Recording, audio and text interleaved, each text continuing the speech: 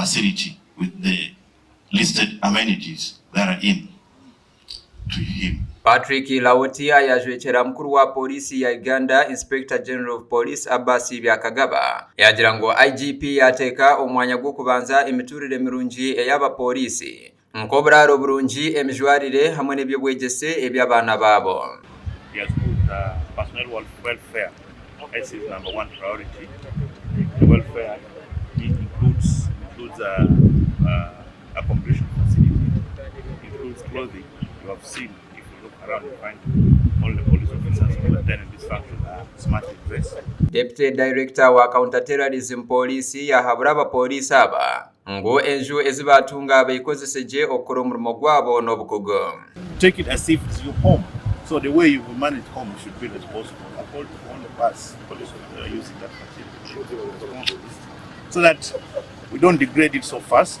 Edgar Nyabongo arikwebembera Oil and Gas Security yo muri Uganda yashobora ngo ebyamafuta mu ihanga nebikura omubwango ekirkwija kwera ihanga lya Uganda okurgo mu ntasya eyiriho okuza omuntasya ey'ururengo rwa higuru atyo yashobora ngo ebyo kwirinda n'obuteeka byaba biri birungi ahabwa byo kwirinda na nokwembekerwa amaju ekija kwera omurimo gwo okukura habwango.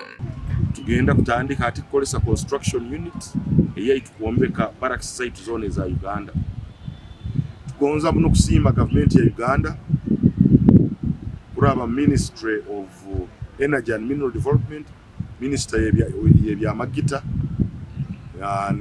n'ebindi eby'ebitaka abo kutuhereza obuyambi buno obutaha ebyombeko bino.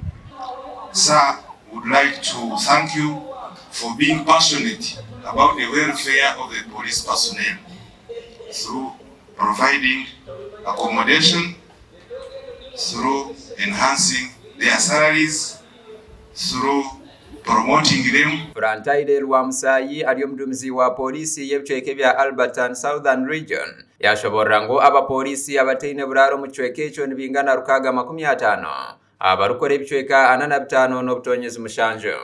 And with their completion, we shall have an additional 30 personnel being accommodated. And this will reduce our number of unaccommodated officers from 650 to 620, giving us a percentage of 54.2, rising from 52.2. Badru Mugabi RCC wa Hoima yasima polisi ahabo kwombekera abapolisi bayo oburaro. Improve the welfare and livelihood of policemen and officers. You're going to address the remaining 30. What about the other regular policemen? And they're going to be seeing the black uniform, more police than the khaki. Gasha kwagad asaba habwata yarwes. IGP is also not living in a comfortable environment. We do this together and make sure our children are safe.